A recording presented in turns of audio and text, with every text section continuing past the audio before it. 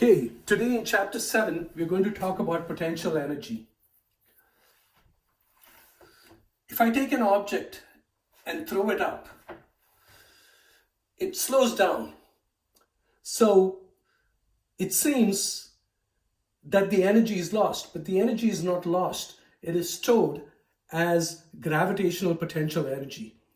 Because when the object falls down, all of that energy is recovered as kinetic energy or energy of motion. We have talked about energy of motion in the previous chapter. In the previous chapter, the total work done is equal to the change in kinetic energy.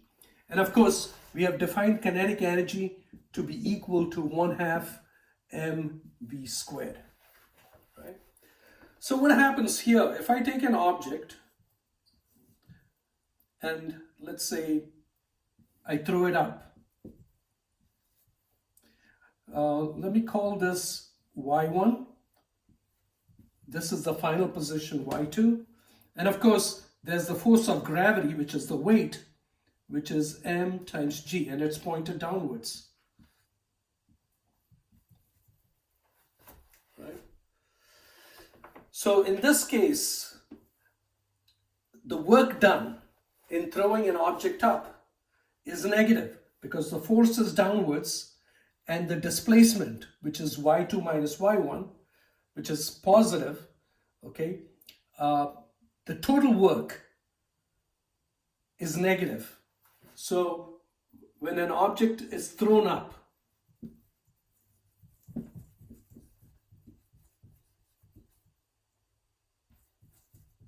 work done is negative. So I'm going to write this as negative. What happens if you drop an object from a height? Okay, again, this is mg. This is the weight mg. And now you're dropping an object. So this is my starting point. And you drop it. So this is my initial position, y1, and this is my final position, my final position, y2, right? When an object is dropped,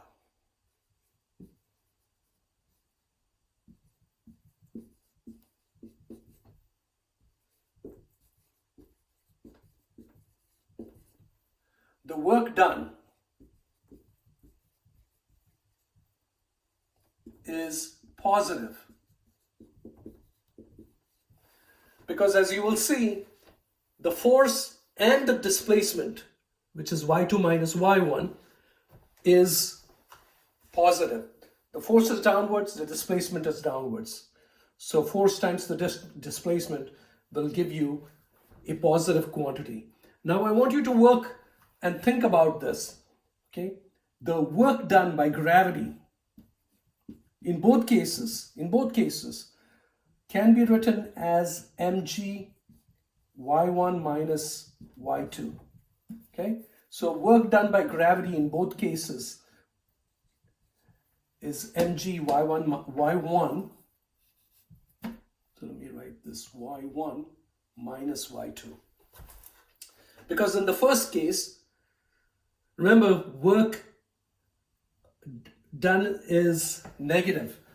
So here, y1 is smaller than y2, and hence this quantity is negative. So if I use this quantity as is, I will come up with the negative answer. Okay. What about this case? When you drop an object, remember the work done has to be positive. Okay, I can still use the same expression here. Because in this case, y1 is greater than y2. So if I multiply all these three numbers, I'll get a positive quantity. Okay? So this expression works for both throwing an object up or dropping an object. So in both cases, the work done by gravity is given by this quantity. Now I'm going to define a quantity. I'm going to call this quantity gravitational potential energy, or GPE, gravitational potential energy.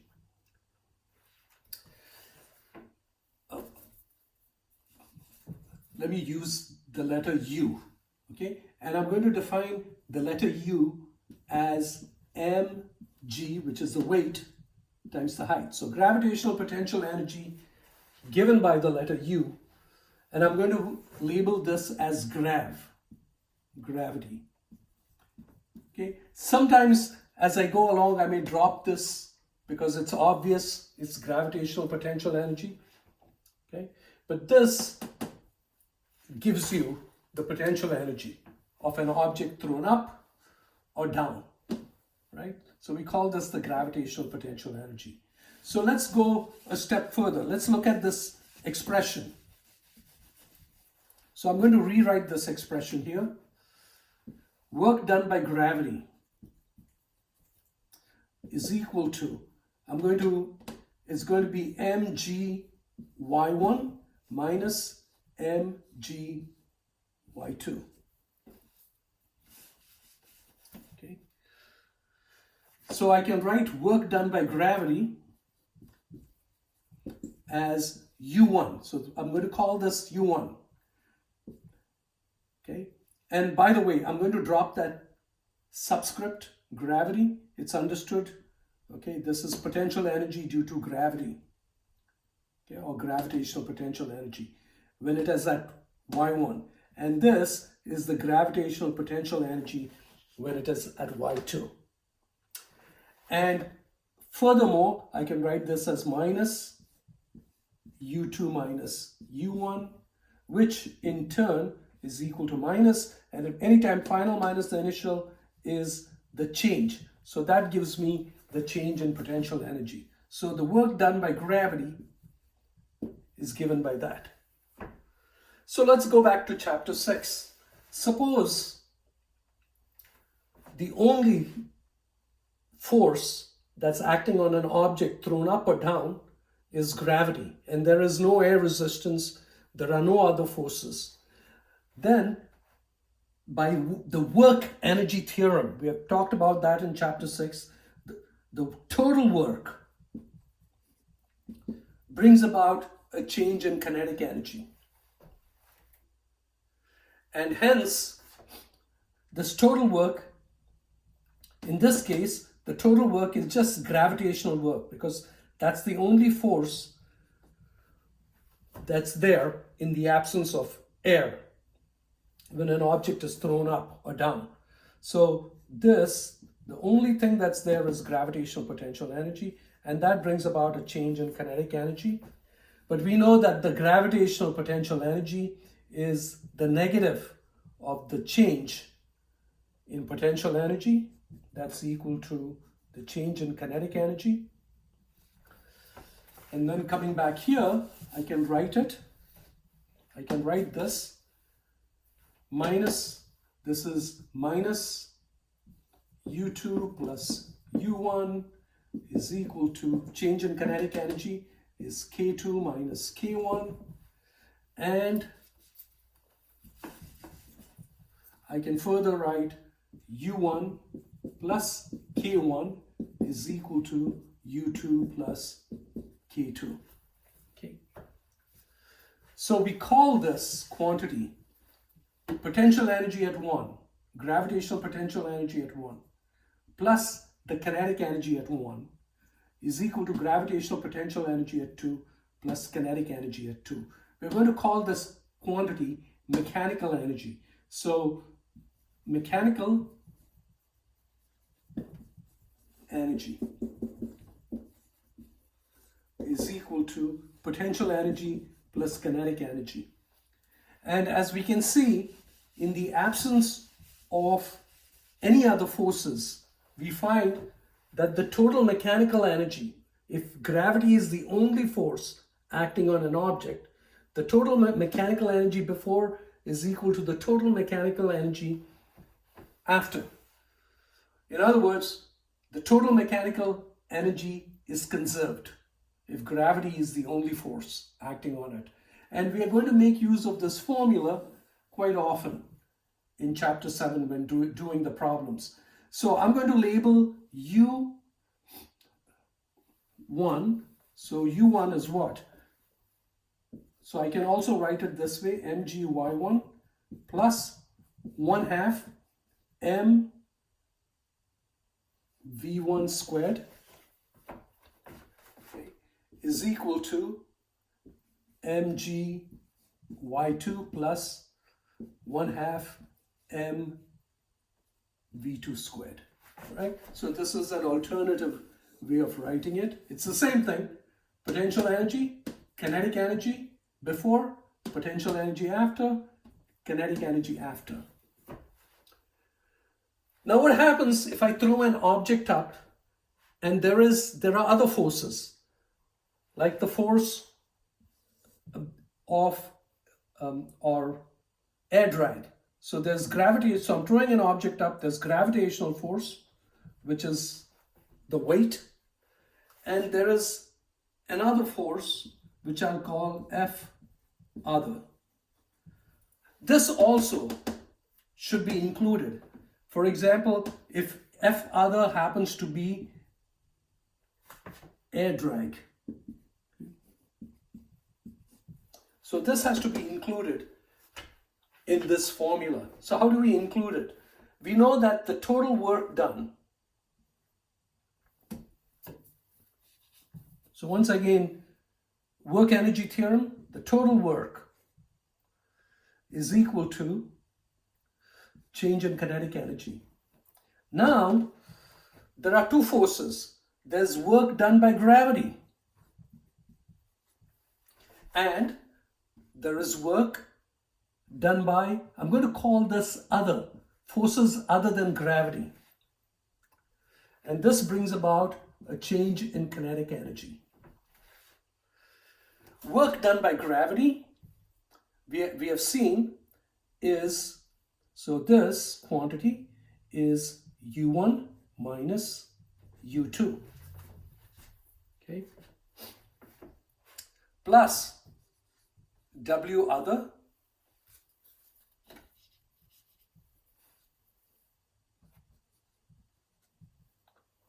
is equal to K2 minus K1. And therefore, if I rearrange it, I get the second formula, which is U1 plus K1 plus W other is equal to U2 plus K2. And this formula is far more general than this, because if there is no air drag or no air resistance, then work done by this force is going to go to 0, and the formula is going to reduce to the total mechanical energy before is equal to the total mechanical energy after. In the case of air drag, we find that the total mechanical energy before and after are not the same because of this other quantity. So mechanical energy is not conserved, right? So when you use this expression, it's in situations where the total mechanical energy is not conserved, because that is the total mechanical energy before, total mechanical energy after. So let me do a simple problem. If I throw an object up, let's say this height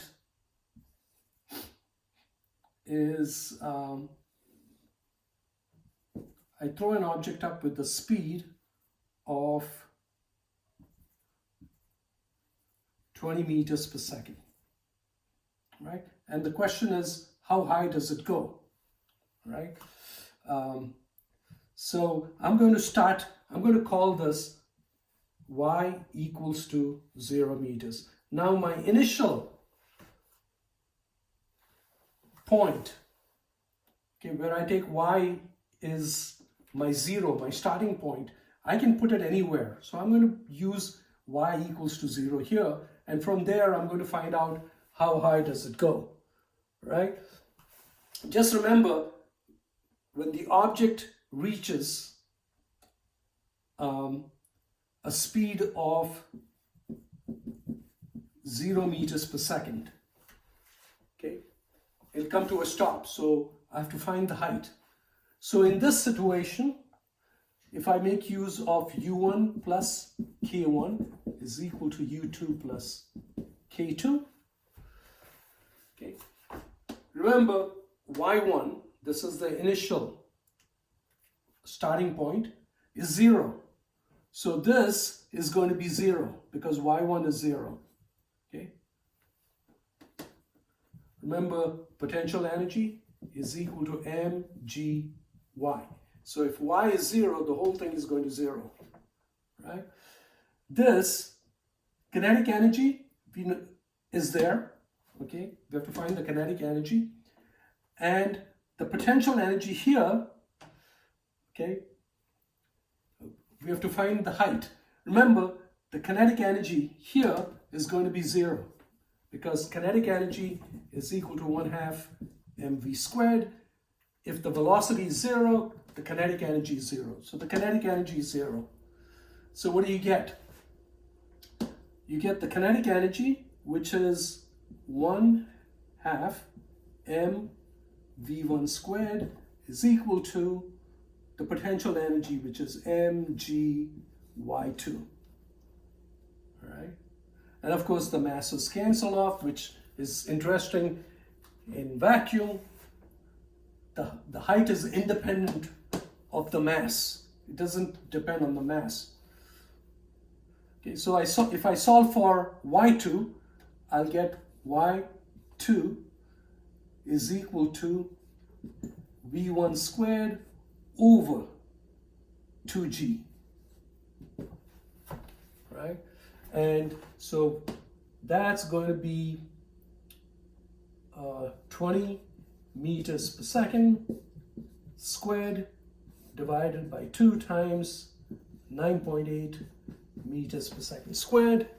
And if I come back, if I work it out, I get 400 is 20 times 20 divided by 19.6, and you get 20.4. So the height is 20.4 meters. Let's do another problem.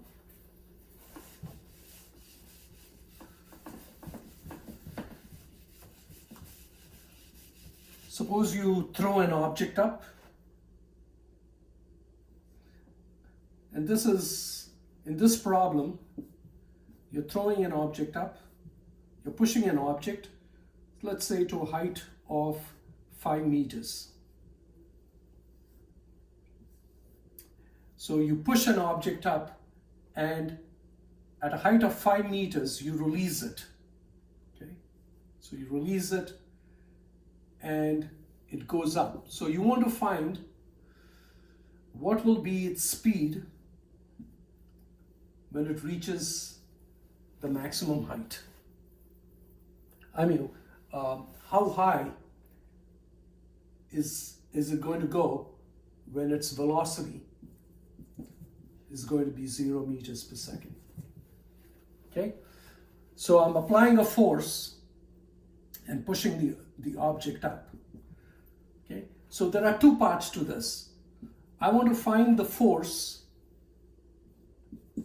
Okay, find the force. Okay, to push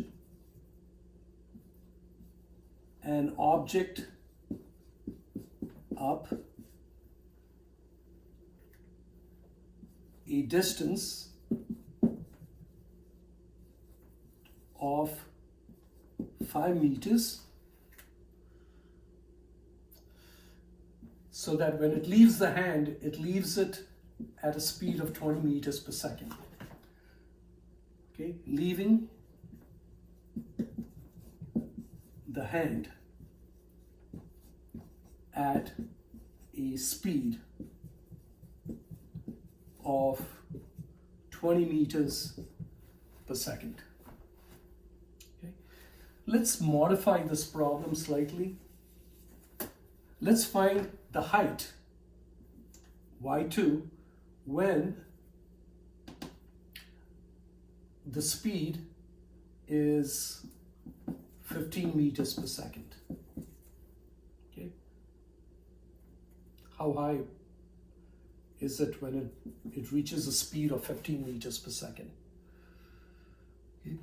And so B, find the height. Okay.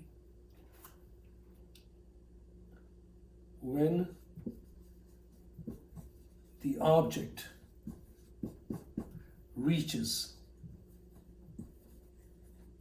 a speed of 15 meters per second, right? So let's try to find the first part. So if I push, so I'm going to use this formula over and over again. U1 plus K1 plus W other is equal to U2 plus K2, right? So in this case, we know that it is pushed a height of 5 meters. Let me take this to be 0. Now remember, I can take my initial y or y1 to be 0 at any point, right? So this is, so, or let me take this to be y equals to 0. I'll call this y1, which is minus 5 meters, okay, and y2, which of course we have to find out, right? And in here, we have to find the force, right? So when I push this object up, the initial potential energy is going to be, let's say this ball has a mass of 2 kilograms, right? So the initial potential energy is going to be mg y1, okay, plus k1 plus w other is equal to, this by the way is kinetic energy, and this is going to be, remember it starts from rest, so the kinetic energy here at this point is 0. So it's 0 joules, right? What about here? The potential energy is going to be mg y2. And of course y2 we have taken to be 0. So this is going to be, the whole term is going to go to 0. Plus 1/2 mv squared. So here the mass is 2 kilograms and the speed is 20 meters per second. So I'm going to write it here, 20 meters per second. Of course, you have to square it, right?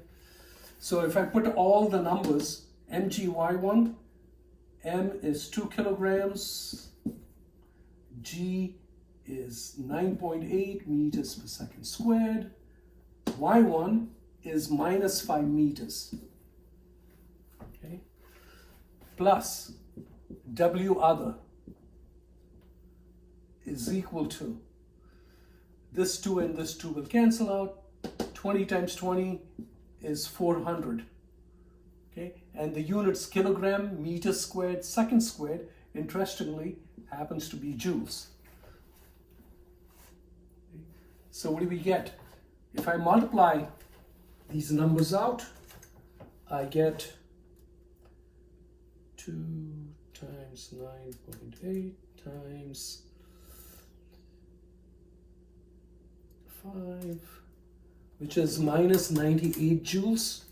So this is minus 98 joules plus W other is equal to 400 joules.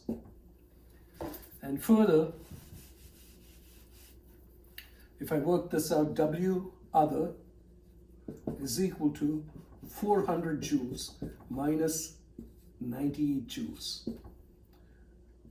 which is 302 joules. W other, the formula is force times the displacement. Okay. So we want to find the force. So F and the displacement is 5 meters. The displacement is this minus this. It's 0 minus of minus 5, which is plus 5 meters. So that's the displacement. Okay, so this is the displacement. So this is times the displacement, which is plus 5 meters, is equal to 302 joules. And therefore, on an average, we are assuming that the force is a constant. It's going to be 302 joules divided by 5 meters, which is 60.4 newtons. Okay. So the average force needed to propel this from a speed of 0 to 20 meters per second, by the way, the speed here is 0 meters per second. On an average, the force that is needed is 60.4 newtons. So this is the first part. What about the second part? I want to find out how high is it when it reaches a speed of 15 meters per second. So once again, let's use the same formula.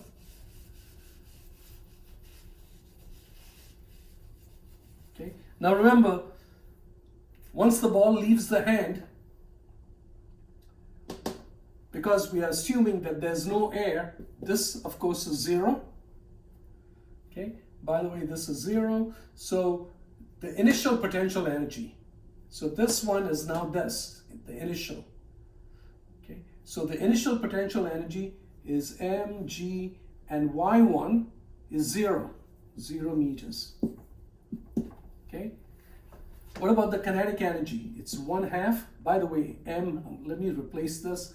M is 2 kilograms and g is 9.8 meters per second squared. Okay, plus 1/2. M is 2 kilograms and 20 meters per second squared. Okay, that's that. On the other side, the potential energy after, that's here. Okay, we have to find, we know that the mass is 2 kilograms. Okay, remember I'm using this formula, potential energy is equal to mass times gravity times the height. Okay, the mass is 2 kilograms, g is 9.8 meters per second squared, and the height is what we want to find, so I'm going to call that y2 plus 1/2, and the mass is 2 kilograms. Okay, and the velocity here is 15 meters per second squared. So if I work this out, okay, this is 400 joules on this side, right? 20 times 20, because 2 and 2 divide out, is equal to 2 times 19.8, which is 19.6 newtons. Kilogram meters per second squared is newtons, times y2 plus, again 2 and 2 cancels out, and 15 times 15 I believe is 225 joules. Okay, 225 joules.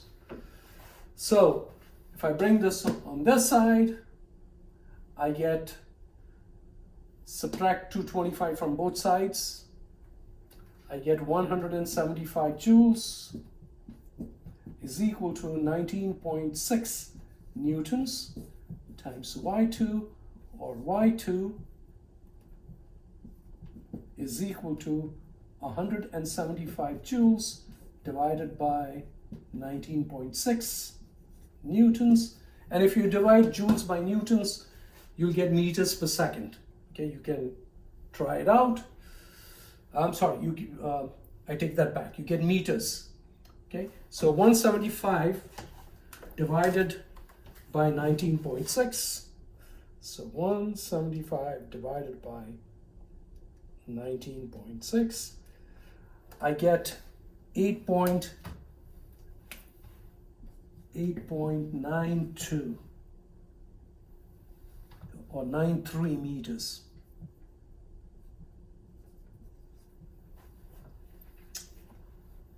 And of course, to two significant places, it would be 8.9 meters. Okay, so I can round it off to 8.9 meters. All right, so that's when you throw an object up in the air, and when you throw an object up and there's no air resistance.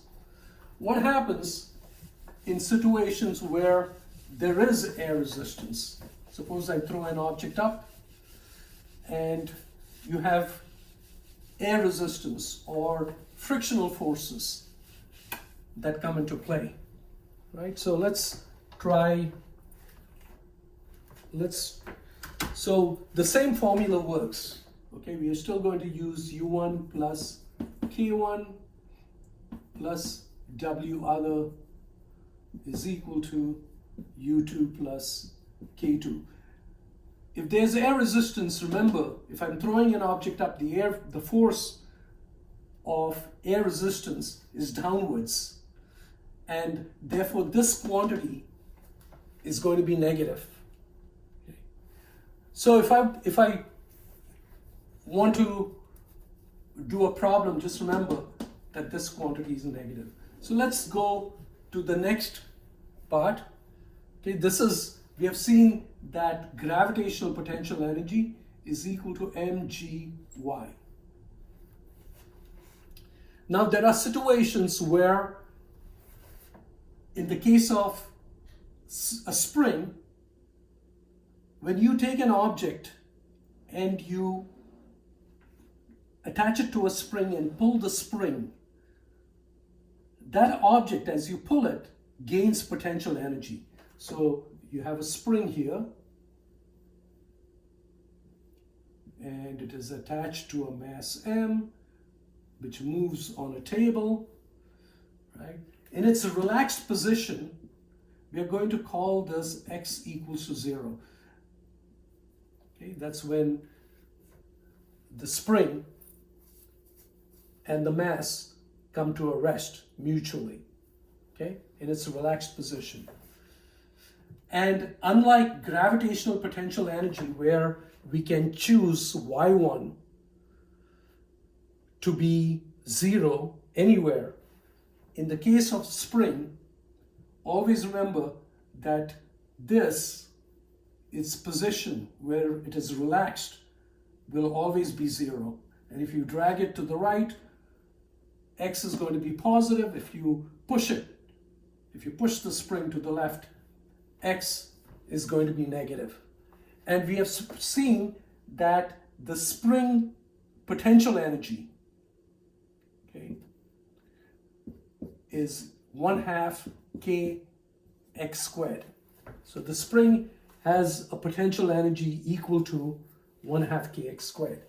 So what happens if I take a spring and I move it from x1, okay, and let me use a different color, and I drag it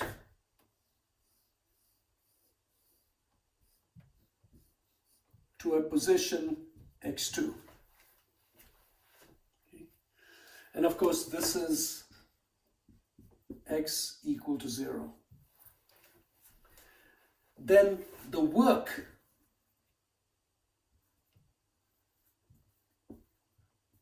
done on the spring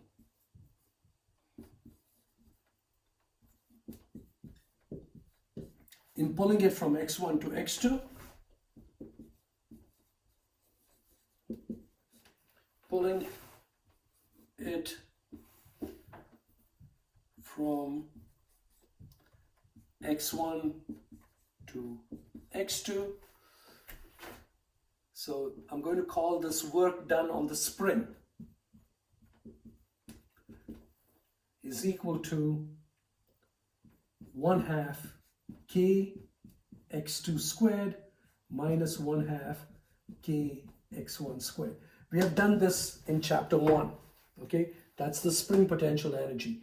That's the work done in moving on the spring.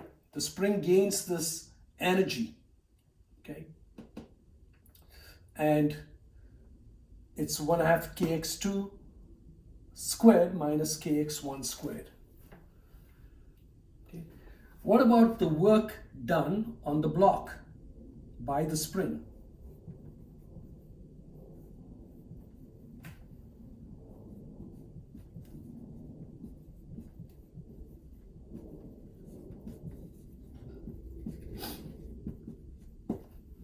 Work done on the block by the spring. By Newton's third law, I'm going to call that work elastic. Okay, call the work elastic.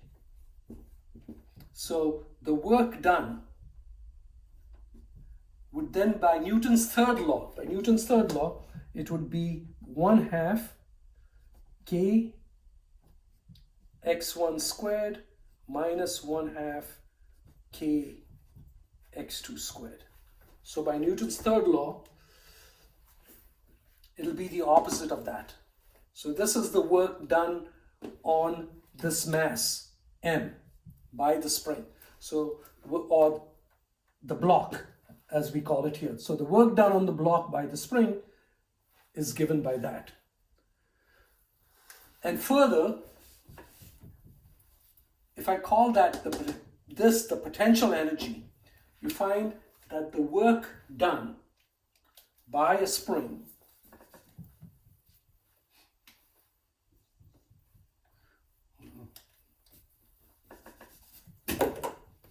so the work done elastic is equal to 1/2 kx1 squared minus 1/2 kx2 squared, which further, this will be U1 minus, I should write it as EL1 minus UEL2.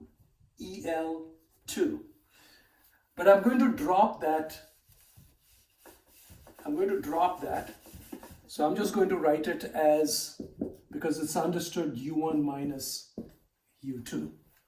Right? So in this case, the object, when it is pulled up here, it gains potential energy. Okay, and I can write this, the net work or the total work done, okay, brings about a change in kinetic energy, and the total work done here is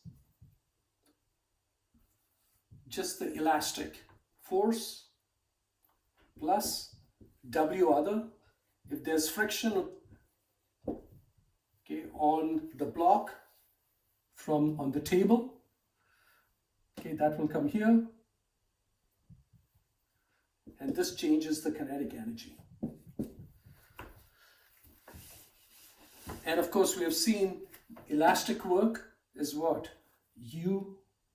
By the way, I could write this as the change in potential energy, U2 minus U1. Okay. So elastic work is what? U1 minus U2.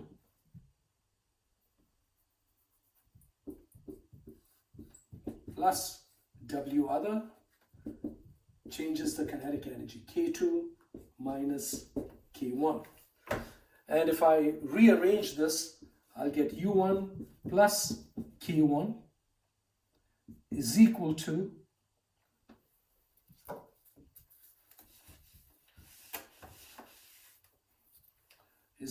plus W other, I'm sorry about that, that's W other, is equal to U2 plus K2. In this case, this is the elastic potential energy.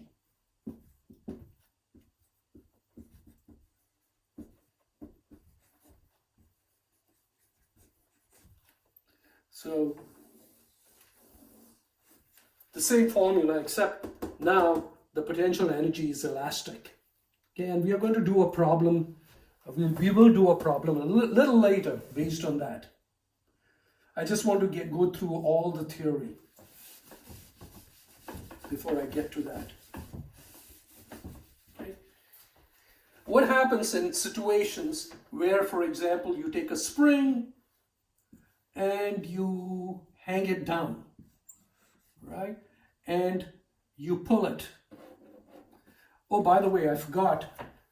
In the case of the spring, when it is dragged from x1 to x2, you get the potential energy. We found that it was u1 minus u2, which is 1/2 k x1 squared minus 1/2 k x2 squared. The same thing applies if you were to push the spring inward. The block will gain potential energy, and you can use the same expression, because remember, now both x1 and x2 are negative, and if you square it, they become positive. So you could use the same expression. So I just want to point that out when we get to problems later on. All right, coming back here, if I were to drag this down, okay,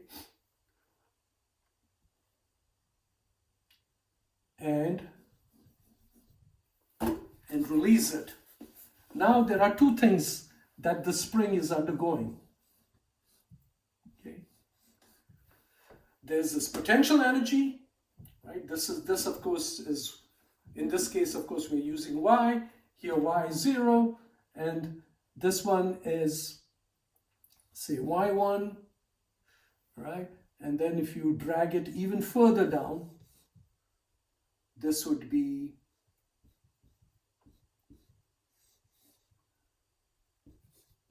position y2. Now here, there are two things that are involved. There's the spring potential energy. Okay, the spring, by pulling the object down, this object gains potential energy.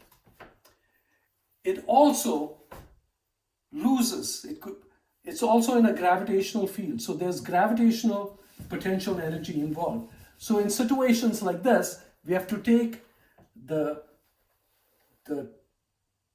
total potential energy is equal to the potential energy due to gravity plus the potential energy due to the spring, or the elastic potential energy. So there are two potential energies involved. And now the formula, total work done, brings about a change in kinetic energy, and the total work can be divided into work done by gravity, because there's gravitational force involved, plus the work done by the elastic work, that's due to the spring, plus other, which of course changes the kinetic energy. So the total work is done by three different, by gravitational force, elastic force, and all the forces other than gravity or elasticity. So if I were to write this formula down, we know that gravitational force is U grav 1 minus U, again this is gravity 2, plus the elastic force is U elastic 1 minus U elastic 2 plus W other is equal to K2 minus K1. And if you put all of the ones, the starting ones, that's all, the starting point, and all the twos after, you get U grav 1 plus U elastic 1 plus K1. Oh, I forgot. Okay, if I bring this K on this side, that becomes K1 plus W other is equal to U grav due to gravity 2 plus U elastic 2 plus K2. Okay. So I can combine this. I'm just going to call this total, I'm going to call it U1 plus K1 plus W other is equal to U2. These, I'm going to call it U2. It's a combination of gravity and elasticity, K2. So this is the most general formula that we are going to use in chapter 7. This is the formula we are going to use quite often in chapter 7. All right?